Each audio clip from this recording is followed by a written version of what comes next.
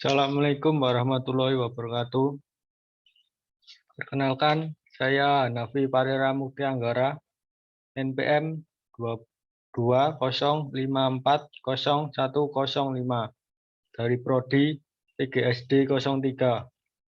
Di sini saya akan menjelaskan materi dari mata kuliah kurikulum dan pembelajaran di SD.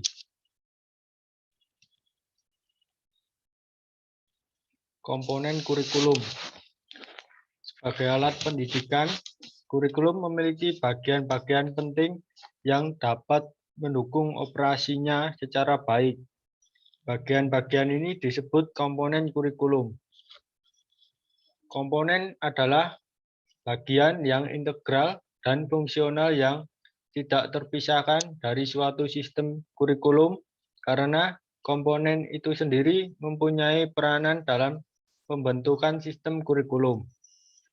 Kurikulum sebagai alat untuk mencapai tujuan pendidikan memiliki komponen pokok yang saling berkaitan, berinteraksi dalam rangka mendukung tercapaian tujuan. Komponen adalah bagian yang integral dan fungsional yang tidak terpisahkan dari suatu sistem kurikulum karena komponen itu sendiri mempunyai peranan dan pembentukan sistem kurikulum. Komponen-komponen kurikulum terdiri dari yang pertama, komponen tujuan. Komponen tujuan adalah komponen kurikulum yang menjadi target atau sasaran yang mesti dicapai dari melaksanakan suatu kurikulum. Tujuan kurikulum dapat dispesifikasikan ke dalam tujuan pembelajaran umum, yaitu berupa tujuan yang dicapai untuk satu semester. Dalam Permendiknas nomor 22 tahun 2007 dikemukakan bahwa tujuan pendidikan tingkat satuan pendidikan dasar dan menengah dirumuskan mengacu kepada tujuan umum pendidikan berikut. Pertama, tujuan pendidikan dasar. Tujuan pendidikan dasar adalah meletakkan dasar kecerdasan pengetahuan, kepribadian, akhlak mulia, serta keterampilan untuk hidup mandiri dan mengikuti pendidikan lebih lanjut. Kedua, tujuan pendidikan menengah. Tujuan pendidikan menengah adalah meningkatkan kecerdasan, pengetahuan, kepribadian, akhlak mulia, serta keterampilan untuk hidup mandiri dan mengikuti pendidikan lebih lanjut. Dan yang ketiga adalah tujuan pendidikan menengah kejuruan, yaitu meningkatkan kecerdasan, pengetahuan, kepribadian, akhlak mulia, serta keterampilan untuk hidup mandiri dan mengikuti pendidikan lebih lanjut sesuai dengan kejuruannya. Tujuan pendidikan institusional tersebut kemudian dijabarkan lagi ke dalam tujuan kurikuler, yaitu tujuan pendidikan yang ingin dicapai dari setiap mata pelajaran yang dikembangkan di setiap sekolah atau satuan pendidikan. Yang kedua, komponen isi atau materi. Komponen isi atau materi adalah bahan-bahan kajian yang terdiri dari ilmu, pengetahuan, nilai, pengalaman, dan keterampilan yang dikembangkan ke dalam proses pembelajaran guna mencapai komponen tujuan. Materi pembelajaran disusun secara logis dan sistematis dalam bentuk teori, konsep, generalisasi, prinsip, prosedur, fakta, istilah, contoh atau ilustrasi, definisi, dan preposisi. Isi program kurikulum adalah segala sesuatu yang diberikan kepada anak didik dalam kegiatan belajar mengajar dalam rangka mencapai tujuan. Isi kurikulum meliputi jenis-jenis bidang studi yang diajarkan dan isi program masing-masing bidang studi tersebut. Bidang-bidang studi tersebut disesuaikan dengan jenis, jenjang maupun jalur pendidikan yang ada. Yang ketiga, komponen metode. Komponen metode merupakan komponen yang memiliki peran sangat penting karena merujuk pada pendekatan dan metode serta peralatan mengajar yang digunakan dalam pengajaran. Komponen ini merupakan komponen yang memiliki peran sangat penting sebab berhubungan dengan implementasi kurikulum. Strategi pelaksanaan kurikulum berhubungan dengan bagaimana kurikulum itu dilaksanakan di sekolah. Strategi ini meliputi rencana, metode, dan perangkat kegiatan yang direncanakan untuk mencapai tujuan tertentu. Pembelajaran ini cenderung bersifat kontekstual. Metode dan teknik pembelajaran yang digunakan tidak lagi dalam bentuk penyajian dari guru, tetapi lebih bersifat individual, langsung, dan memanfaatkan proses dinamika kelompok atau kooperatif, seperti pembelajaran moduler, observasi, simulasi, atau role-playing, diskusi, dan sejenisnya. Meski masih bersifat penguasaan materi atau kompetensi seperti dalam pendekatan klasik, tetapi dalam pembelajaran teknologi masih dimungkinkan bagi peserta didik untuk belajar secara individual. Yang keempat, komponen evaluasi. Komponen evaluasi adalah komponen yang melakukan seleksi terhadap siapa yang berhak untuk diluluskan dan siapa yang belum berhak diluluskan. Hasil evaluasi dapat memberi petunjuk apakah sasaran yang ingin dituju dapat dicapai atau tidak. Di samping itu, evaluasi juga berguna untuk menilai apakah proses kurikulum berjalan secara optimal atau tidak. Efektivitas berkenaan dengan pemilihan atau penggunaan cara atau jalan utama yang paling tepat dalam mencapai suatu tujuan.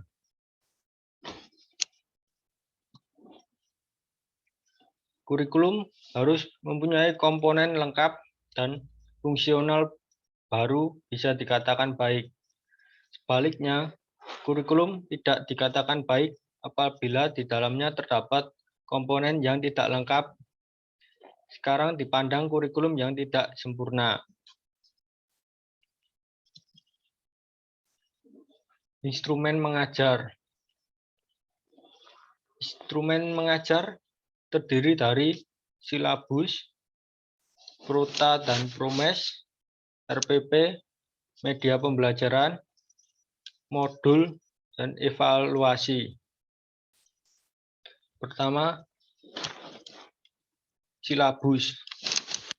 Silabus merupakan perangkat rencana pelaksanaan pembelajaran dan penilaian yang disusun secara sistematis. Secara umum, silabus mencakup beberapa inti, kompetensi dasar, indikator, materi pembelajaran, dan kegiatan pembelajaran. Oleh karena itu, komponen-komponen dalam silabus akan saling berkaitan untuk mencapai penguasaan kompetensi dasar. Secara umum, berikut ini komponen-komponen yang harus ada dalam silabus. Yang pertama, identitas mata pelajaran. 2, identitas sekolah. 3, kompetensi inti. 4, kompetensi dasar. 5, indikator pencapaian kompetensi. 6, materi pokok. 7, kegiatan pembelajaran. 8, penilaian. 9, alokasi waktu. Dan 10, sumber belajar. Manfaat silabus yaitu sebagai pengaturan kegiatan pembelajaran dan mengembangkan sistem penilaian. Yang kedua, sumber utama dalam penyusunan rencana pembelajaran berkaitan dengan standar kompetensi maupun satu kompetensi dasar. Yang ketiga, sebagai ukuran dalam melakukan penelitian keberhasilan suatu program pembelajaran. Dan yang keempat, dokumentasi tertulis sebagai akuntabilitas suatu program pembelajaran. Contoh format silabus, pertama mengkaji kompetensi inti dan kompetensi dasar. Kedua, mengidentifikasi materi pokok pembelajaran. Yang ketiga, mengembangkan kegiatan. Keempat, merumuskan indikator pencapaian kompetensi dasar. Yang kelima, menentukan jenis penilaian. Yang keenam, menentukan alokasi waktu. Dan yang ketujuh, menentukan sumber belajar. Guru dapat mengembangkan sendiri silabus sesuai kebutuhan dan kondisi satuan pendidikan masing-masing. Oleh karena itu, guru memiliki kewenangan penuh untuk menambah atau mengurangi silabus tersebut sesuai yang diinginkan. Akan tetapi, dalam pelaksanaannya harus tetap berpedoman pada kurikulum yang berlaku dan prinsip pengembangannya. Yang kedua, program tahunan dan program semester atau PROTA dan PROMES. Pertama, program tahunan atau PROTA adalah rencana penetapan alokasi waktu 1 tahun untuk mencapai tujuan pembelajaran untuk kompetensi inti dan kompetensi dasar yang ditetapkan. PROTA menjadi pedoman bagi pengembangan program-program berikutnya, seperti program semester, rencana mingguan, rencana harian, silabus, dan juga sistem penilaian pembelajaran. PROTA berisi garis-garis besar yang hendak dicapai dalam 1 tahun dan dikembangkan oleh guru yang bersangkutan. Langkah-langkah penyusunan PROTA. Yang pertama, mengidentifikasi jumlah kompetensi dasar dan indikator dalam 1 tahun. Kedua, mengidentifikasi keluasaan dan kedalaman kompetensi dasar dan indikator. Ketiga, melakukan pemetaan kompetensi dasar untuk setiap semester.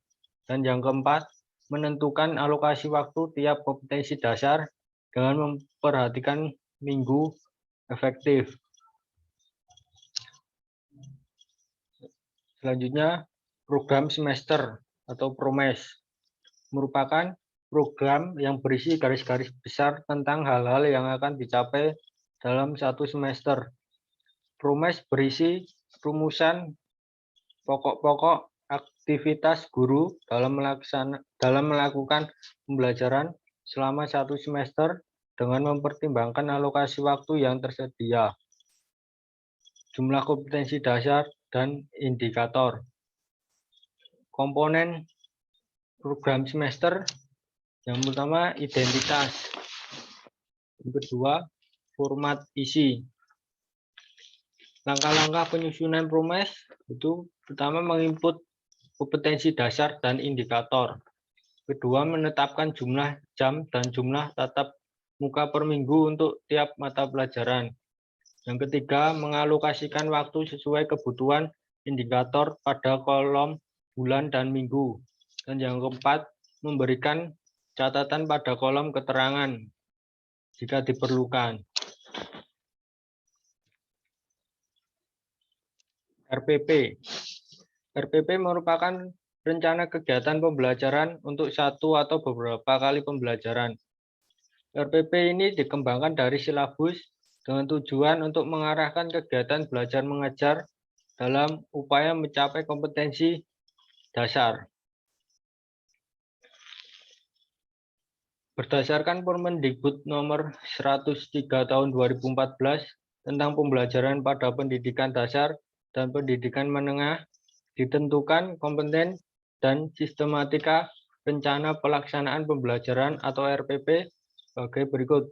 Yang pertama, identitas. Yang kedua, kompetensi inti, ketiga kompetensi dasar, keempat indikator pencapaian kompetensi, kelima materi pembelajaran, keenam kegiatan pembelajaran, ketujuh penilaian, kedelapan media atau alat. Mengapa rencana pelaksanaan pembelajaran ini wajib disusun? Karena pembelajaran lebih sistematis, memudahkan analisis keberhasilan belajar siswa, memudahkan penyampaian materi, pengatur pola pembelajaran, dan menghemat waktu dan tenaga. Selanjutnya, media pembelajaran. Media pembelajaran merupakan salah satu cara atau alat bantu yang digunakan dalam proses belajar mengajar. Hal ini dilakukan untuk merangsang pola pembelajaran agar dapat menunjang keberhasilan dari proses belajar mengajar sehingga kegiatan belajar mengajar dapat efektif untuk mencapai tujuan yang diinginkan. Jenis-jenis media pembelajaran ada yang pertama, media visual. Media pembelajaran ini memfokuskan indera penglihatan saat proses belajar mengajar. Keunggulan dari media visual ini adalah menggunakan alat bantu visual, yaitu dapat menarik perhatian, memperjelas sajian, ide, serta menggambarkan ide pokok yang mudah diingat. Yang kedua, media audio. Media audio ini merupakan jenis media pembelajaran yang menggunakan media audio.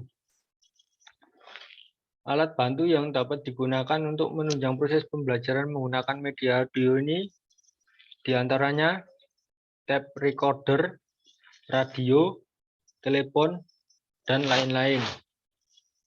Yang ketiga, media audiovisual. Media audiovisual ini salah satu media pembelajaran yang efektif untuk menunjang keberhasilan saat proses belajar mengajar, ialah menggunakan media audiovisual. Adapun media audiovisual dibedakan menjadi dua jenis, yaitu media audiovisual diam dan gerak. Contoh dari media audiovisual diam yaitu TV, buku, dan halaman. Sementara untuk contoh media audiovisual bergerak yaitu film TV, gambar, bersuara, dan lain-lain. Yang keempat, peta dan globe.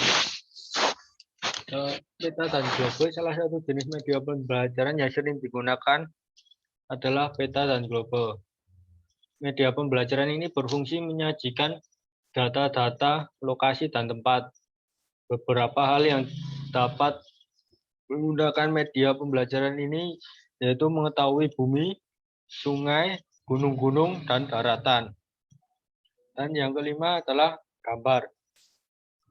Media pembelajaran ini dapat diperoleh dari berbagai macam sumber, seperti surat kabar, kartun, ilustrasi, dan foto. Di samping itu, untuk dapat menunjang keberhasilan secara optimal, dibutuhkan sebuah gambar fotografi yang memenuhi persyaratan artistik tertentu.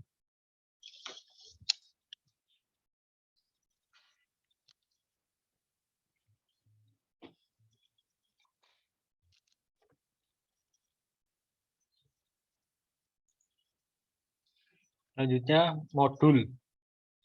Modul adalah sebuah buku yang ditulis dengan tujuan agar peserta didik dapat belajar secara mandiri tanpa atau dengan bimbingan guru, sehingga modul berisi paling tidak tentang segala komponen dasar bahan ajar. Karakteristik modul yang pertama, self-instruksional, yaitu melalui modul tersebut seseorang atau peserta belajar mampu membedakan diri sendiri, tidak tergantung pada pihak lain. Yang kedua, self-contained, yaitu seluruh materi pembelajaran dari satu unit kompetensi atau subkompetensi yang dipelajari terdapat di dalam satu modul secara utuh. Yang ketiga, stand alone, yaitu modul yang dikembangkan tidak tergantung pada media lain atau tidak harus digunakan bersama-sama dengan media pembelajaran lainnya. Yang keempat, adaptif. Modul hendaknya memiliki daya adaptif yang tinggi. Terdapat perkembangan ilmu dan teknologi. Dikatakan adaptif jika modul dapat menyesuaikan perkembangan ilmu pengetahuan dan teknologi. Dan yang kelima, user friendly. Modul hendaknya bersahabat dengan pemakainya. Setiap instruksi dan paparan informasi yang tampil bersifat membantu dan bersahabat dengan pemakainya.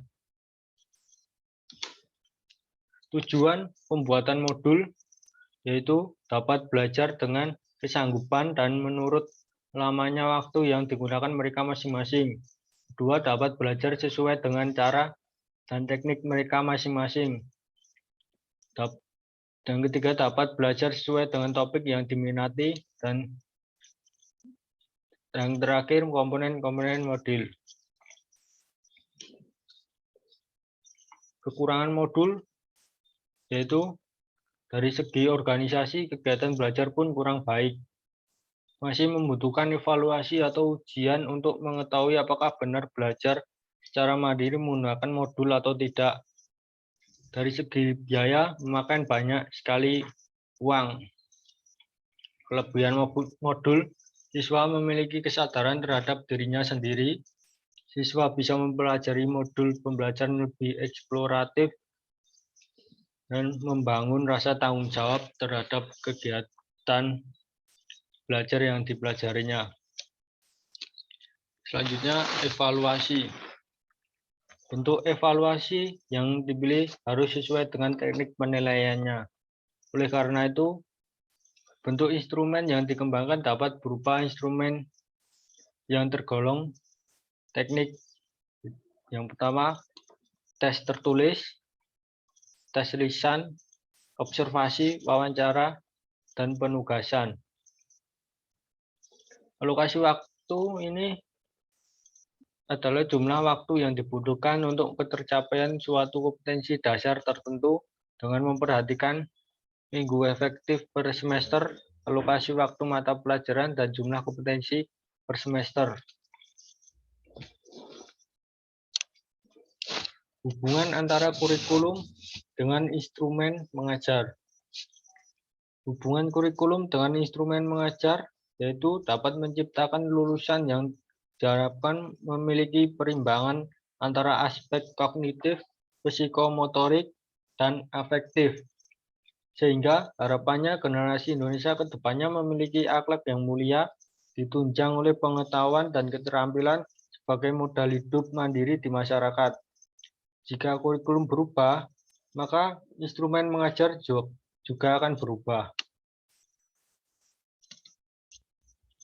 Rangkuman. Komponen adalah bagian yang integral dan fungsional yang tidak terpisah dari suatu sistem kurikulum karena komponen itu sendiri mempunyai peranan dalam pembentukan sistem kurikulum. Kurikulum sebagai suatu sistem memiliki komponen-komponen yang saling berkaitan antara satu dengan yang lainnya, yakni tujuan, materi, metode, media, dan evaluasi. Instrumen mengajar terdiri dari silabus, program tahunan dan program semester, RPP, media pembelajaran, modul, dan evaluasi. Hubungan kurikulum dengan instrumen belajar yaitu dapat menciptakan lulusan yang diharapkan memiliki perimbangan antara aspek kognitif, psikomotorik, dan afektif. Sehingga harapannya generasi Indonesia ke depannya memiliki akhlak yang mulia, ditunjang oleh pengetahuan dan keterampilan sebagai modal hidup mandiri di masyarakat. Jika kurikulum berubah, maka instrumen mengajar juga akan berubah.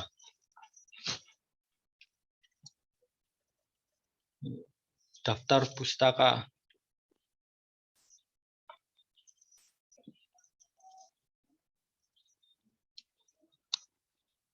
Sekian dari saya, kurang lebihnya saya mohon maaf. Wassalamualaikum warahmatullahi wabarakatuh.